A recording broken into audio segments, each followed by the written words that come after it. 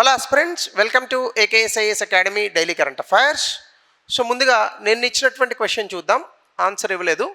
But among the following which were frequently mention for the outbreak of Ebola virus 2015లో Syria జోర్డాన్లో రాలేదు, ఫిలిప్పీన్స్కి సంబంధం లేదు, జమైకా ఎక్కడో ఉంటుంది, వెస్టిండీస్ ఆ పక్కన.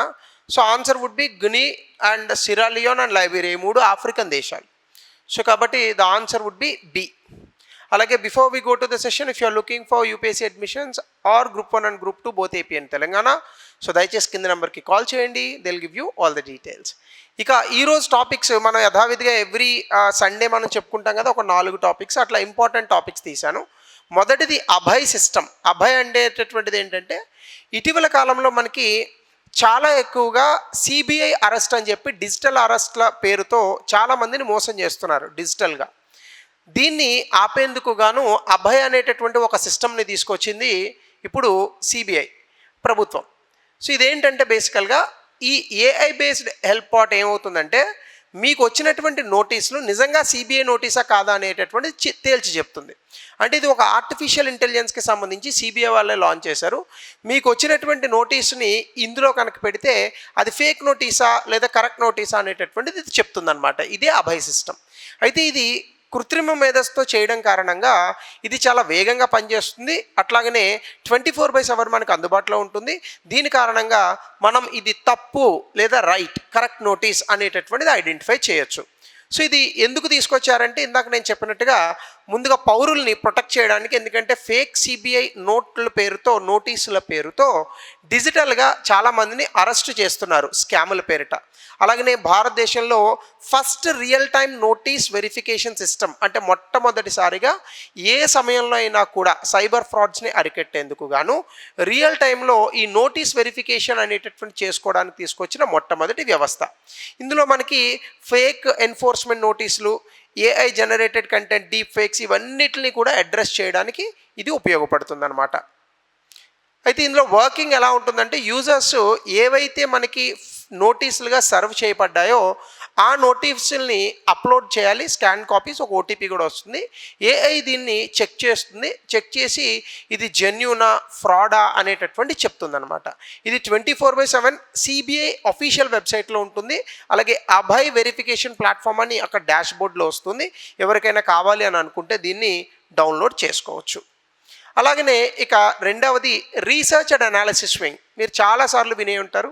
దీనిపైన చాలా సినిమాలు కూడా వచ్చాయి. అయితే ఇది అసలు ఏంటి? ఫస్ట్ ఆఫ్ ఆల్ ఇది న్యూస్లో ఎందుకు వచ్చిందంటే, ఆర్ఎన్ కావ్ మెమోరియల్ లెక్చర్ 2026లో భాగంగా హోమ్ మినిస్టర్ గారు కొన్ని అంశాలను చెప్పారు. అదేంటంటే, డ్రగ్ ట్రాఫికింగ్ ప్రపంచవ్యాప్తంగా ఈ డ్రగ్స్ని అరికట్టడానికి యూనిఫామ్ లాస్ రావాలి. ప్రతి దేశంలోని, అన్ని దేశాల్లోని కూడా ఒకే రకమైనటువంటి చట్టాలు ఉండాలి. అలాగే డ్రగ్ కింగ్షిప్స్, అంటే ఎవరెవరైతే ఒక చోట ఉండి డ్రగ్ కార్టెల్ని నరుపుతూ ఉన్నటువంటి వ్యక్తులు ఉంటారో మరొక చోటకి అది వెళ్ళినప్పుడు వాళ్ళని ఒక దేశంలో అరెస్ట్ చేస్తే ఏ దేశంలో అయితే వాళ్ళ పూర్వీకులది ఉన్నారో ఆ దేశాలకు పంపించేటటువంటి ప్రయత్నం చేయాలి.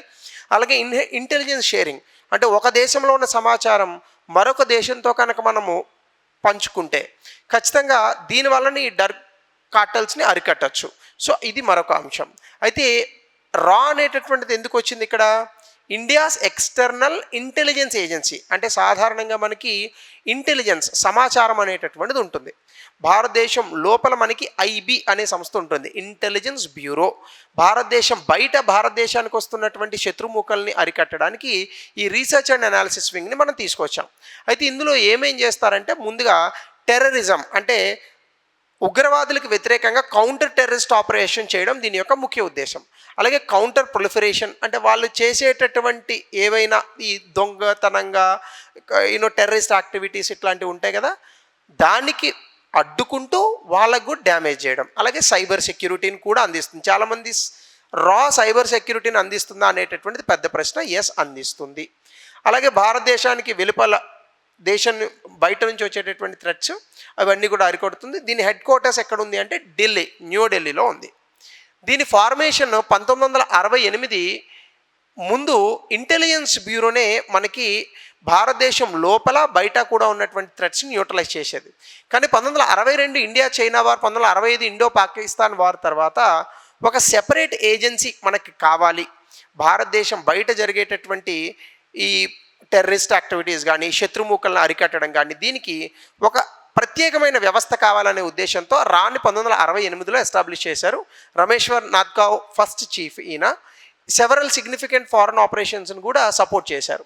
అయితే వర్కింగ్ మెకానిజమ్స్ ఎట్లా ఉంటాయంటే మిలిటరీకి సంబంధించి ఎకనామిక్, సైంటిఫిక్, పొలిటికల్ ఇంటెలిజెన్స్ అన్ని రకాలుగా ఈవెన్ భారతదేశం మీద శత్రు దేశాలు రాజకీయ పరంగా వేసేటటువంటి ఎత్తుగడలను కూడా ఇది పసిగడుతుంది.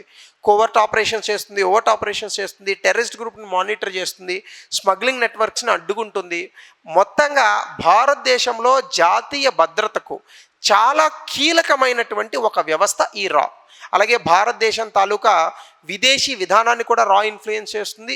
అలాగే ఇంటర్నేషనల్ పబ్లిక్ ఒపీనియన్, ఈవెన్ ప్రపంచవ్యాప్తంగా అంతర్జాతీయంగా పబ్లిక్ ఒపీనియన్ భారతదేశం మీద, భారతదేశం తాలూకా శత్రు దేశాల మీద ఎలా ఉంది అనేటటువంటి అంశాలను కూడా ఇది పరిగణిస్తుంది. అథారిటీస్ ఫస్ట్ ఆఫ్ ఆల్ ఇది ప్రైమ్ మినిస్టర్ ఆఫీస్ కింద ఫంక్షన్ అవుతుంది. డైరెక్ట్గా ప్రైమ్ మినిస్టర్స్కి ఇక్కడ ప్రైమ్ మినిస్టర్కే రిపోర్ట్ చేస్తారు. హై సీక్రెట్ అంటే అసలు ఎలా జరుగుతుంది, రా ఆఫీస్ ఎక్కడ ఉందో కూడా ఎవరికి తెలియదు. ఈవెన్ పార్లమెంట్కి కూడా రా ఆన్సర్ చెప్పాల్సిన అవసరం లేదు. అలాగనే పార్లమెంట్ కూడా రాకి ఇచ్చేటటువంటి డబ్బులు ఎందుకు ఇంత ఇస్తున్నారని అడగడానికి హక్కు కూడా లేదు. ఇలా రీసెర్చ్ అండ్ అనాలిసిస్ వింగ్ని మనం ఏర్పాటు చేసాం. అది చాలా అద్భుతమైనటువంటి సేవలను అందిస్తుంది. ఇక టాపిక్ 3 విత్ హోల్డింగ్ ట్యాక్స్. ఇది మనకి న్యూస్లో వచ్చింది. Government RBI with holding tax on government bonds మీద పన్నుని తగ్గించాలని భావిస్తోంది. దీని కారణంగా భారతదేశంలోకి అధికంగా పెట్టుబడులు వస్తాయనేటటువంటిది ప్రభుత్వం తాలూకు ఆలోచన. అయితే ఇదంతా బాగానే ఉంది, కానీ అసలు విత్ హోల్డింగ్ ట్యాక్స్ అంటే ఏంటి?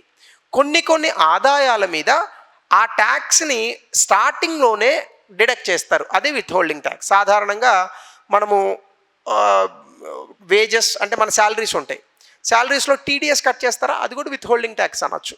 అలాగే డివిడెండ్స్ అంటే మీరు షేర్లు కొన్నారనుకోండి, దాని మీద లాభాలు వస్తే ముందుగానే లాభాల్లో తీసేసుకుంటారు, అది డివిడెండ్స్. ఇంట్రెస్ట్ దాని మీద కూడా తీసుకుంటారు.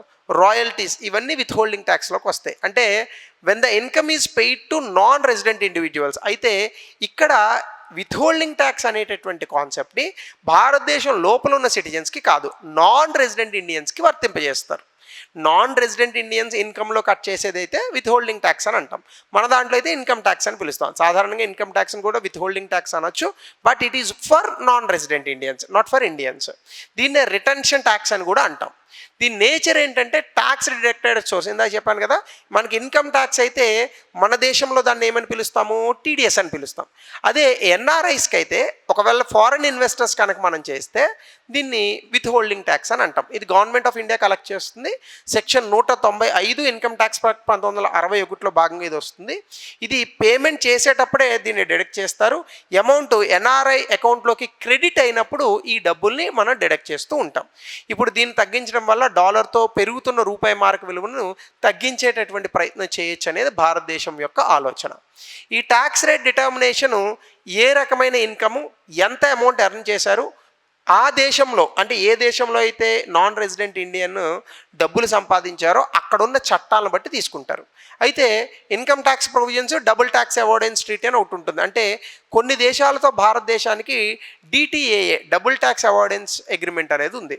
అంటే ఈ అగ్రిమెంట్ ఉన్నటువంటి దేశాలతో 2 దేశాల్లోనే పన్ను కట్టక్కర్లేదు, 2 దేశాల్లోని పన్ను కట్టాల్సిన అవసరం లేదు, ఒక దేశంలో కడితే సరిపోతుంది. ఉదాహరణకి మనకి జపాన్కి డిటిఏఏ అగ్రిమెంట్ ఉందనుకోండి.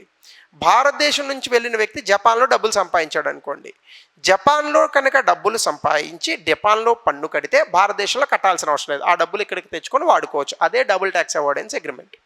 ఈ రెండిట్లో ఏది తక్కువ ఉంటే దాని ప్రకారం ఈ ట్యాక్స్ని అప్లై చేస్తారు. ఇది కేవలం నాన్ రెసిడెంట్స్కి మాత్రమే అప్లై అయ్యే ట్యాక్స్ విత్ హోల్డింగ్ ట్యాక్స్ అనేది. ఇది ఏ రకంగానూ భారతీయులకు కాదు. ఇది ఇంకా 4th topic Palamu tiger reserve. ఇది న్యూస్లో వచ్చింది. ఇక్కడ India first human elephant conflict research centre పెట్టాలని అనుకుంటున్నారు. ఇది జార్ఖండ్లో ఉంది. అంటే ఏనుగులు మనుషులు ఒక్కొక్కసారి ఏనుగులకి బాగా కోపం వస్తే మనుషుల మీద పడి చంపేస్తూ ఉంటాయన్నమాట. సో దీనికి సంబంధించి కన్ఫ్లిక్ట్ రీసెర్చ్ సెంటర్ని పెట్టాలని అనుకుంటున్నారు. ఇది చోటా నాగ్పూర్ ప్లాటీలో ఉంది. ఇది బెత్లా నేషనల్ పార్క్లో భాగంగా ఉంది. First 9 tiger reserves under project టైగర్లో ఈ పలాము టైగర్ రిజర్వ్ ఒకటి. దీని significance first reserve in the world to conduct tiger census using pug mark count. అంటే పంజా ఉంటుంది కదా, దాని ప్రతి పంజా ఒకలా ఉండదు. మనకి వేలుముద్రలు ఎట్లాగో పులికి పంజా అట్లా.